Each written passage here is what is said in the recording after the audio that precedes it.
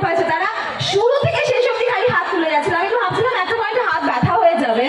এই তো আবার এসে গেছে। তো তোমরা গাইবে তো? পাশের জনের অসুবিধা না করে এক জায়গায় থেকে হাত তুলে যতটা নাচানাচি করা সম্ভব এবং একসাথে গাওয়া সম্ভব, ঠিক আছে?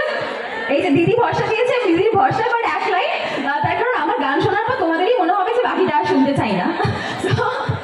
মিউজিকও নেই, সো খুব অদ্ভুতই লাগবে, বাট এনিওয়ে।